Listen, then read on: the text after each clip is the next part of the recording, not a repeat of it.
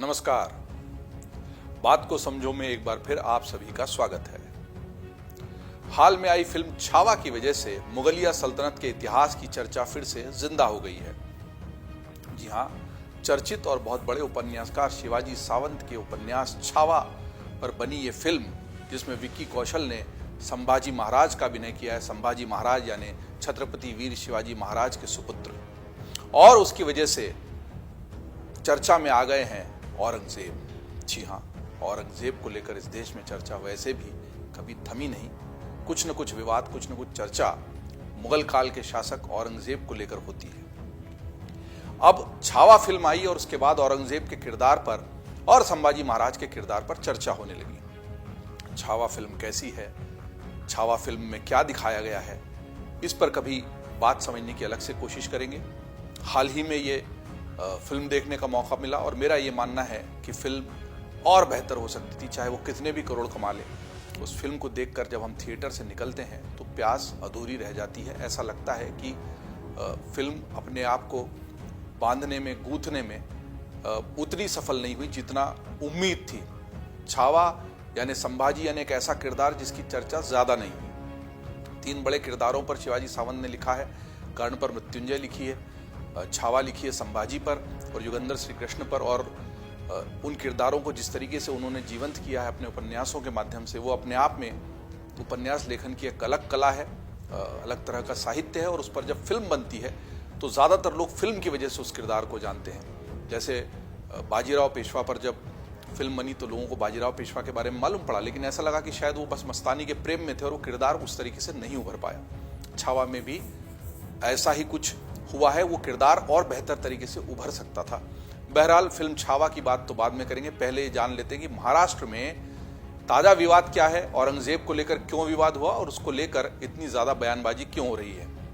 दरअसल ताजा विवाद मराठा साम्राज्य के संस्थापक छत्रपति शिवाजी महाराज के सबसे बड़े बेटे छत्रपति संभाजी महाराज पर केंद्रित जो बॉलीवुड की फिल्म है छावा, उसकी वजह से पैदा हुआ। इस फिल्म के निर्देशक हैं लक्ष्मण उतेकर और इसमें संभाजी के जीवन, राज्याभिषेक और मुगल साम्राज्य, खासकर औरंगजेब के खिलाफ संघर्ष को दिखाया है। विक्की कौशल ने इसमें मुख्य भूमिका निभाई है, जबकि रश्मिका मंदाना, जी हाँ वही पुष्पा वाली फेमस रश्मिका मंदाना, श्रीवल्ली, और उनकी पत्नी जो छत्रपति संभाजी महाराज की पत्नी थी येसुबाई भोंसले, उनकी भूमिका रश्मिका मंदाना ने निभाई है।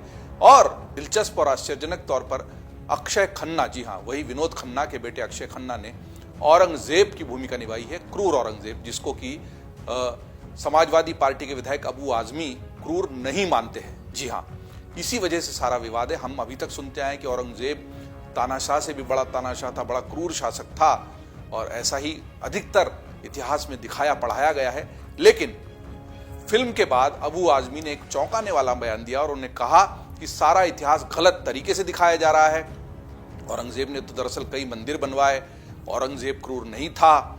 उन्होंने कहा, मतलब अबू आजमी ने कहा कि औरंगजेब ने कभी भी जनता का पैसा अपने लिए नहीं लिया। उसका शासन तो म्यांमार तक फैला हुआ था। उस समय देश की सोने की चिड़िया कहा जाता था। वह एक महान प्रशासक था। उसकी सेना में कई हिंदू कमांडर थे। अबू आजमी के इसी बयान के बाद महाराष्ट्र की सियासत में बवाल हो गया है। जी हाँ, बवाल होना लाजमी है, क्योंकि वो महाराष्ट्र जो छत्रपति शिवाजी महाराज की सौगंध खाता है, जिनके नायक छत्रपति शिवाजी महाराज है। देखिए, देश का नायक कौन होगा? तो देश के स्वाधीनता के लिए, देश के स्वाभिमान के लिए लड़ेगा, और जो आक्रमण करके बाहर से आएगा या आप पर कब्जा करना चाहेगा, जिस पूरे दक्खन, उस वक्त दक्खन में शामिल करके माना जाता था, उस पूरे मराठा साम्राज्य के स्वराज को जागृत करने वाले शिवाजी, और उनके जीवंत रहते हुए कभी भी उसकी 1 इंच जमीन पर कब्जा न करने वाले औरंगजेब को अगर कोई नायक बताकर प्रस्तुत करेगा उसी महाराष्ट्र में, जहां पर शिवाजी महाराज की घर घर में पूजा होती है, तो बवाल होना स्वाभाविक है। ये सारे तथ्य अबू आजमी कहां से लाए, किस एंगल से वो इसको देख रहे थे, ये तो वही जाने।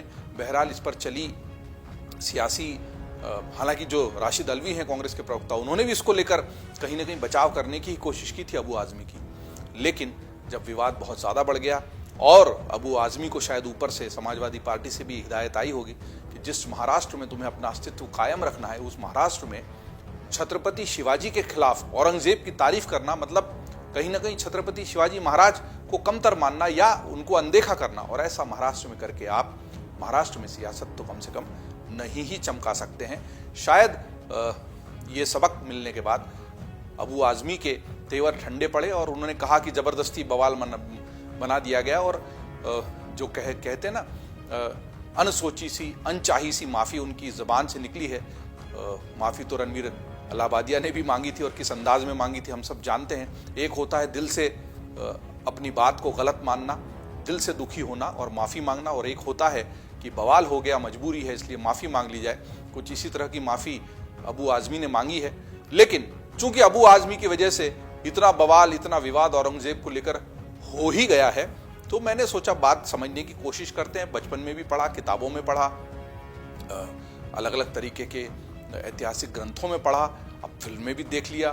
तो इसी बहाने नए ज़माने के नए माध्यम, वीडियो, यूट्यूब, फेसबुक और रील्स पर भी ये चर्चा तो होनी चाहिए कि आखिर कौन था औरंगजेब। जी हाँ, औरंगजेब जिसकी इतनी ज़्यादा चर्चा हो रही है। अबू आज़मी ने जिनको कहा कि भाई ये तो बढ़िया शासक थे, कई हिंदू कमांडर थे, म्यांमार तक उनका शासन फैला था, उन औरंगजेब के बारे में आप ऐसी बात क्यों कर रहे हैं? तो हम जानते हैं कि औरंगजेब कौन था। औरंगजेब का जन्म 1618 में हुआ था। वो शाहजहां और मुमताज महल, जी हाँ वही मुमताज महल जिनकी याद में आगरा में बहुत सुंदर खूबसूरत दुनिया के आश्चर्यों में शामिल ताज महल बना है। एक शहंशाह ने बनवा के हंसी ताजमहल सारी दुनिया को मोहब्बत की निशानी दी है। जी हाँ, मोहब्बत की निशानी देने वाले वही शाहजहां और वही मुमताज महल की संतान थे, तीसरी संतान औरंगजेब। औरंगजेब को दीन का काफ़ी जानकार माना जाता रहा।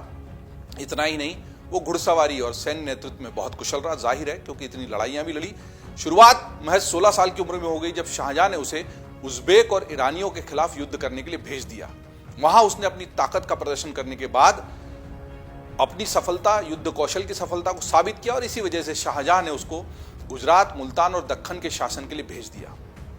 अपने शासनकाल में उसने खुद को मजबूत सैन्य शासक के तौर पर, औरंगजेब ने अपने जब शासन में आया अपने आप को एक मजबूत सैन्य शासक के रूप में स्थापित किया। लेकिन औरंगजेब शासन में कैसे आया?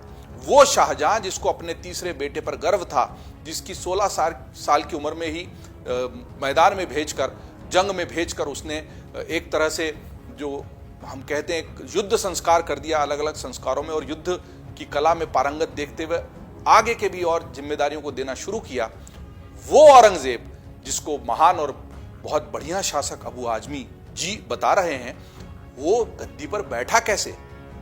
जो अपने भाई, खून के सगे भाई का न हुआ, अपने बाप जिसने उसको गर्व के साथ बड़ा किया, सत्ता की शक्ति देने का प्रयत्न किया, उस बाप को मार देने वाला औरंगजेब, उसके किस्से को भी समझ लेते हैं। दरअसल 1657 में मुगल बादशाह शाहजहां बीमार पड़ गए। तब उनके बेटों में गद्दी को लेकर संघर्ष छिड़ गया तीनों में, और अपने आप को सबसे योग्य उत्तराधिकारी साबित करने के लिए सभी भाई आपस में लड़ने लग गए। अपने आप को योग्य उत्तराधिकारी साबित करने की इस लड़ाई में जो चारों भाई थे वो आपस में गुत्थम गुत्था भी खूब हुए। पर गद्दी पर पहला दावा शाहजहां के बड़े बेटे दारा शिकोह, जी हाँ दारा शिकोह की भी इतिहास में बहुत चर्चा है और उन पर कभी अलग से बात भी हो सकती है, इतना उनके बारे में जानने समझने को है। लेकिन दारा शिकोह ने अपना दावा ठोका और तख्त पर कब्जा भी कर लिया। दारा शिकोह को हिंदू मुस्लिम संस्कृति का समर्थक माना जाता था, जिसको गंगा जमनी तहजीब के नाम से आगे जाना गया, और अपने दादा अकबर से वे काफी प्रभावित थे। वही अकबर, बादशाह अकबर, जिन्होंने दीन इलाही चलाया था और उनके दीन इलाही की चर्चा अभी भी होती है। उन अकबर को वो अपना प्रेरणा स्रोत मानते थे, दारा शिकोह, और उन्होंने गद्दी पर कब्जा कर लिया था। लेकिन दारा शिकोह को गद्दी पर कब्जा करने के लिए अपने पिता शाहजहां का भी समर्थन प्राप्त था। लेकिन कट्टर इस्लाम की विचारधारा से प्रभावित शाहजहां का तीसरा बेटा औरंगजेब दारा शिकोह को गद्दी पर बैठे हुए नहीं देखना चाहता था। उसके तो मंसूबे ही शुरू से, और ये जिन्होंने छावा फिल्म देखी है उन्होंने अक्षय खन्ना जिन्होंने भूमिका निभाई औरंगजेब की, उनके मुंह से ये संवाद सुने होंगे। हालांकि उसमें चित्रण नहीं है फिल्म में इस पूरे किस्से का, क्योंकि फिल्म केवल संभाजी के चरित्र पर केंद्रित थी। लेकिन उस औरंगजेब को ये फूटी आंख नहीं सुहाया कि दारा शिकोह गद्दी पर बैठ जाए, क्योंकि वो लड़ाइयां लड़ रहा था, एक के बाद एक झंडे गाड़ रहा था, और उसको लगा कि मुगलिया सल्तनत का असली हकदार तो मैं हूं, और इसीलिए उसने गद्दी पर कब्जा किया। न केवल कब्जा किया, अपने ही बड़े भाई दारा शिकोह को मौत की सजा भी दी।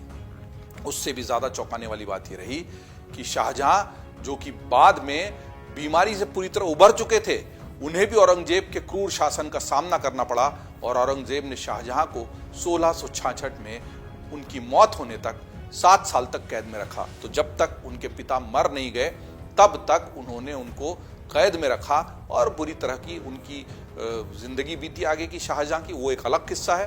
बहरहाल औरंगजेब जब गद्दी नशी हो गया, जब दारा शिकोह को गद्दी से हटा दिया, मौत के घाट उतरवा दिया, पिता को कैद खाने में डाल दिया, तब औरंगजेब ने किस तरह की कट्टरपंथी नीतियां लागू की उसकी भी वानगी देख लेते हैं। औरंगजेब मुगल शासकों में सबसे क्रूर माना जाता है। क्यों? क्योंकि धार्मिक मसलों पर वह शरिया का सबसे बड़ा समर्थक रहा।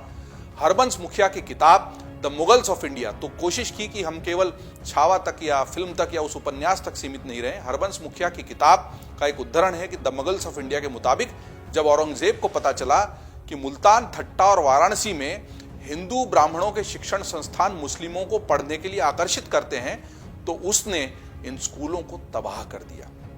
इतना ही नहीं, उसने पूरे भारत में हिंदुओं के मंदिरों को भी गिरवाया। औरंगजेब ने उन मुसलमानों को भी सजा दी जो इस्लामिक वेशभूषा में नहीं रहते थे। अपने यहाँ एक कहावत भी बड़ी चर्चित है ना, जो संगीत से प्रेम नहीं करता, संस्कृति संस्कारों से प्रेम नहीं करता, उसको कहा जाता है तुम औरंगजेब हो गए हो क्या। ये कहावत ऐसे ही तो नहीं चलन में आई होगी ना, ये इतिहास नहीं, समाज के रास्ते औरंगजेब की करतूतों जो है उनकी यात्रा है, जो वाचिक परंपरा है देश की, वो इतिहास से इतर समानांतर धारा में चलती है। और इतिहास की किताबों में छेड़खानी हो सकती है, लेकिन जो समानांतर धारा वाचिक परंपरा की चलती वो थे कि तुम औरंगजेब हो। औरंगजेब इतना क्रूर और तानाशाह था कि उसको इस तरह के सरोकारों से कोई मतलब नहीं था, और इसीलिए ये कहावत बन पड़ी कि औरंगजेब हो गए हो क्या तुम। वही औरंगजेब जबरन धर्मांतरण का भी पक्षधर था, और इसी कड़ी में औरंगजेब ने सूफी संत सरमद खशानी और सिखों के 9वें गुरु गुरु तेग बहादुर को भी मौत के घाट उतार दिया था। जी हाँ, गुरु तेग बहादुर की तो कथा ही इतनी दर्दनाक, हमको सेहरा देने वाली, दर्द से भर देने वाली है कि गुरु तेग बहादुर ने, औरंगजेब ने जब जबरन धर्मांतरण की बात उनके सामने रखी थी, उनसे कहा था कि वो इस्लाम को स्वीकार करें और इस्लाम के प्रचार में ही लग जाएं, तब गुरु तेग बहादुर ने सीना चौड़ा करते हुए पूरी हिम्मत के साथ औरंगजेब से कहा था कि मैं अपना शीश कटवा दूंगा, लेकिन मैं धर्मांतरण स्वीकार नहीं करूंगा। इसी बात से गुस्साए औरंगजेब ने सचमुच में गुरु तेग बहादुर जी का शीश धड़ से अलग कर दिया। और इसीलिए यहीं दिल्ली में, जहाँ दिल्ली के पास नोएडा के स्टूडियो से मैं ये बात को समझो आपके लिए कर रहा हूँ, वहाँ गुरुद्वारा शीशगंज है, क्योंकि वहीं पर उनका शीश उतारा गया था। आज भी इस घटना को याद करके हम सिहर उठते हैं कि कितना क्रूर शासक औरंगजेब था, जिसको अबू आजमी महान बताने की कोशिश कर रहे हैं। गुरु तेग बहादुर का जहाँ सिर उतारा गया बहुत क्रूरता के साथ, वो गुरुद्वारा शीशगंज वहाँ बना है, वो अभी भी है, और गुरुद्वारा रकाबगंज जहाँ पर उनका अंतिम संस्कार किया गया, ये दोनों ही गुरुद्वारे अभी हैं, और सिखों के लिए वो अभी भी उतने पवित्र स्थल हैं, क्योंकि वहाँ पर उन गुरु तेग बहादुर की आत्मा बसती है, उनका वास है, जिन्होंने पूरी हिम्मत के साथ धर्मांतरण की उस लहर के साथ जाने से इनकार कर दिया। और धर्म की ध्वजा हिंदुस्तान में, संस्कार की ध्वजा अब भी अगर शान से लहरा रही है, तो इन्हीं लोगों के कारण, जो इस तरह से झुकने से उस वक्त इनकार कर चुके थे। किसी के धर्म से कोई दिक्कत नहीं है, आप अपना धर्म मानिए, हम अपना मानेंगे, लेकिन जबरन अपने धर्म की तरफ खींचेंगे तब दिक्कत होगी। और इसी घटना को, गुरु तेग बहादुर की घटना को याद करते हुए साम्य, जो लोग उपन्यास नहीं पढ़ पा रहे, इतिहास की किताबें नहीं खंगाल पा रहे, उनके लिए वो संवाद जो छावा में दिखाया गया है, जहां पर औरंगजेब संभाजी महाराज से कहता है, औरंगजेब के किरदार में अक्षय खन्ना और संभाजी के किरदार में विकी कौशल, और औरंगजेब कहता है कि हमारी तरफ आ जाओ, इस्लाम कबूल कर लो, सिर्फ एक ही काम करना पड़ेगा, अपना धर्म बदलना पड़ेगा और फिर तुम्हें कोई दिक्कत नहीं होगी। और उसके जवाब में संभाजी महाराज कहते हैं कि मैं तो वहां नहीं आऊंगा, तुम हमारी तरफ आ जाओ और तुम्हें धर्म भी नहीं बदलना पड़ता। जो धर्मांतरण के लिए कट्टर इस्लाम अपनाते हैं और जो व्यापक हिंदू धर्म की ध्वजा फहराते हैं, उनके बीच में जो अंतर है वो शायद इस संवाद से ही हो जाता है। कट्टरता दोनों तरफ है और दोनों तरफ की कट्टरता को नकारा जाना चाहिए, लेकिन ये जो संवाद है ये इसको रेखांकित करने के लिए पर्याप्त है कि उस वक्त धर्मांतरण किस तरीके से करवाया जा रहा था। दरअसल औरंगजेब ने हिंदू और पारसियों के त्योहारों को भी रोक दिया था।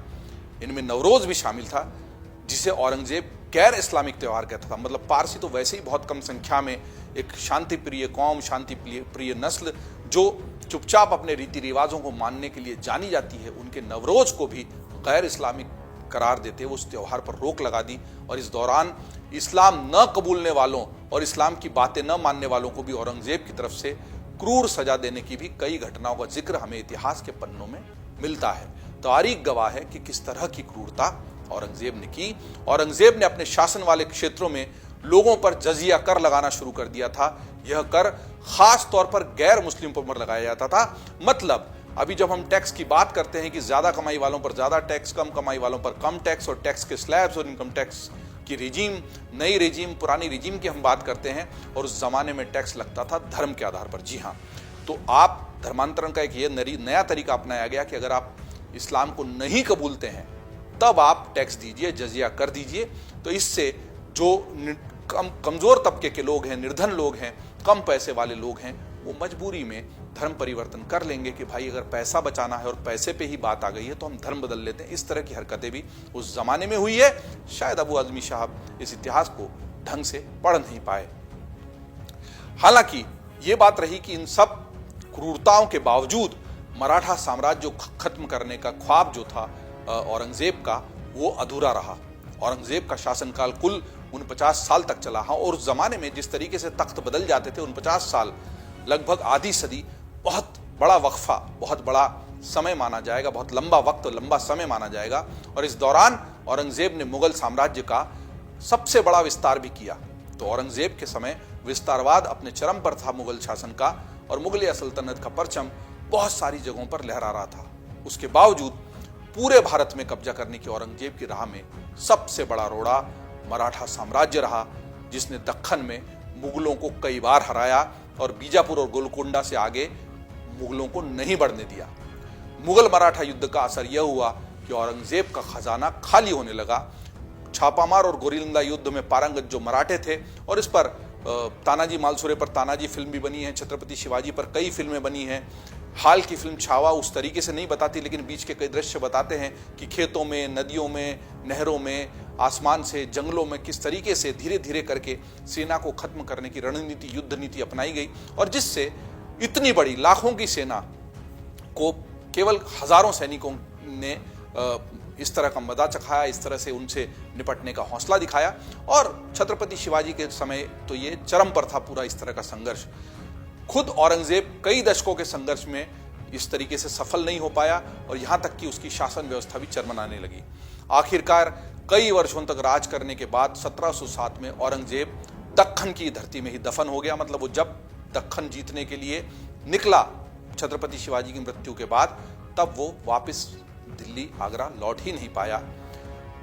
अब ये भी जान लेते हैं कि चूंकि छावा की बात हुई, औरंगजेब की बात हुई, तो संभाजी महाराज और औरंगजेब की असली कहानी है क्या। दरअसल मराठा साम्राज्य के अजेय शासक छत्रपति शिवाजी महाराज का 3 अप्रैल 1680 को निधन हो गया था। उनके रहते औरंगजेब एक बार भी महाराष्ट्र की धरती नहीं जीत पाया, और मुगल सेनाओं को दक्खन के पठारों में मराठा सेनाओं के खिलाफ लड़ते हुए, जो मावड़े कहते थे जिनको, बहुत नुकसान हुए। यह भी हुआ कि एक बार तो औरंगजेब इन्हीं छत्रपति शिवाजी महाराज और इनके पुत्र संभाजी दोनों को कैद करने में सफल हो गया था, लेकिन उनकी जेल से जो मिठाई की टोकरियां जा रही थी तो उसमें छिपकर भागने में शिवाजी महाराज सफल हो गए थे। और शिवाजी महाराज को ढूंढने के लिए उसने एड़ी चोटी का जोर लगा लिया। उसने कहा कि पिता पुत्र की जोड़ी वाला कोई भी संदिग्ध व्यक्ति दिखे तो उसको ढूंढकर हाजिर किया जाए। इससे बचने के लिए कहा यह भी जाता है कि शिवाजी महाराज ने झूठा अंतिम संस्कार तक संभाजी महाराज का किया था, और वही संभाजी महाराज जो अपने पिता के साथ कैद से निकल गया था, बाद में बहुत बड़ा सिरदर्द जाकर बन गया औरंगजेब के लिए। और शिवाजी तो चूंकि कैद से निकल गए, उसके बाद कभी भी वो शिवाजी को परास्त नहीं कर पाए अपनी सारी ताकत लगाने के बाद। लेकिन जब औरंगजेब को शिवाजी महाराज के निधन की खबर मिली तो उसने एक बार फिर दक्खन पर कब्जे की कोशिशों को तेज कर दिया। यही वह समय था जब छत्रपति शिवाजी महाराज के बेटे संभाजी का उदय हुआ। छावा उनको कहा गया क्योंकि दक्खन का शेर कहा जाता था छत्रपति शिवाजी महाराज को, और शेर के छोटे जो बालक होते हैं, शावक होते हैं, उनको छावा कहा जाता है। वहां से छावा शब्द आया है। तो दक्खन के शेर शिवाजी और उनके पुत्र संभाजी को छावा कहा गया। युद्ध कला में निपुण संभाजी महाराज ने पिता की तरह ही मुगलों से जंग जारी रखी। मराठा सेना की गुरिल्ला युद्ध की तकनीक की वजह से ही कई वर्षों तक औरंगजेब की सेना आगे नहीं बढ़ पाई।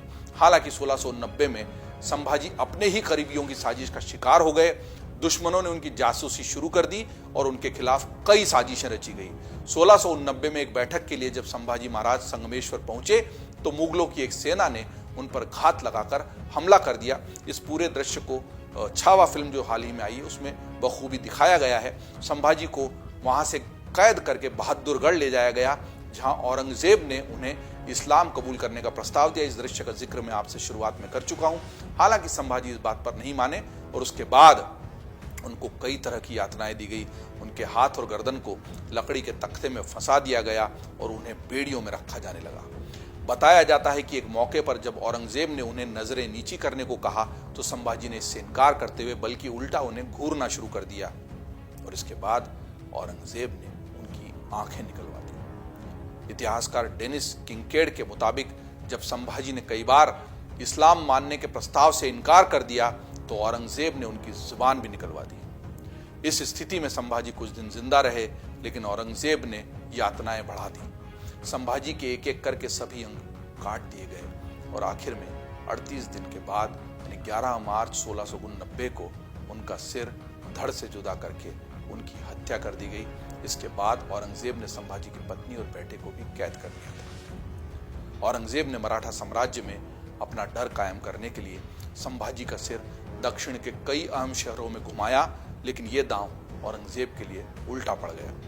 वो इसलिए कि इस घटना के बाद मराठा साम्राज्य में जो शासक अलग थलग पड़ गए थे, जो उस वक्त औरंगजेब के डर के मारे संभाजी का साथ देने नहीं आ पाए या कुछ ने तो धोखा भी दिया, बदमाशी की, वह सब बाद में, लेकिन इससे विद्रोह आ गया जनता में। संभाजी के जो सिर को घुमाने की कोशिश हुई उससे बल्कि जनता गुस्से में आ गई औरंगजेब के खिलाफ और इसीलिए इन सारे शासकों के आपस में एक हो जाने से औरंगजेब फिर भी कब्जे से दूर रहा और आखिर वो दक्खन में ही दफना दिया गया। तो ये कहानी है संक्षेप में बात समझने की कि मुगलिया सल्तनत के जो शासक रहे औरंगजेब, क्या उनकी करतूतें थी, क्या उनकी हरकतें थी, क्या सचमुच ऐसे शासक को बढ़िया महान अच्छा शासक जैसे अबू आजमी बताने की कोशिश कर रहे हैं। माना जाए या नहीं माना जाए ये आप पर छोड़ता हूँ। जो लिखा है इतिहास में, जो जानकारी मिली है वो आपके सामने रखने की कोशिश की है। यातनाओं का जिक्र फिल्म में है और लोगों को लगता है कि शायद अतिशयोक्ति कर दी गई और ज़्यादा दिखाया गया और बहुत सारे लोगों ने अपनी सोशल मीडिया की समीक्षाओं में लिखा है कि वो दृश्य हमसे देखे नहीं गए और हम सिनेमा हॉल से, थिएटर से बाहर आ गए क्योंकि वो क्रूरता हमसे देखी नहीं गई। आप सोचिए 38 दिनों तक इतिहास में दर्ज है कि वो क्रूरता सचमुच संभाजी ने सही और कितना क्रूर वो उन पूरा औरंगजेब की यातना का वो दौर रहा होगा, सुनकर ही सिहरन होती है। फिल्मांकन में कुछ अलग तरीके से प्रस्तुति हो सकती है, थोड़ी अतिशयोक्ति हो सकती है, लेकिन तथ्य यही है कि इस तरह की यातना दी गई। गुरु तेग बहादुर के साथ जो हुआ वो भी इतिहास में दर्ज है और उसकी सारी प्रामाणिक जानकारी भी मौजूद है। हमें अपने इतिहास से सबक लेकर इस कट्टरता के खिलाफ लड़ना है, ना कि इस कट्टरता के साथ खड़े होना है। इतनी ही बात समझने और समझाने की है, पर शायद ये बात इतनी आसान होती समझने की तो हम इस तरह की चर्चाओं में ही नहीं पड़ते। आप अन्य खबरों के लिए देखते रहिए अमरउजाला.com। अगर आप ये वीडियो YouTube पर देख रहे हैं तो हमारे चैनल को सब्सक्राइब कर बेल आइकन दबाएं और Facebook पर देख रहे हैं तो हमारे पेज को लाइक करें। 8 मिलियन प्लस सब्सक्राइबर, आपके इस भरोसे के लिए बहुत धन्यवाद।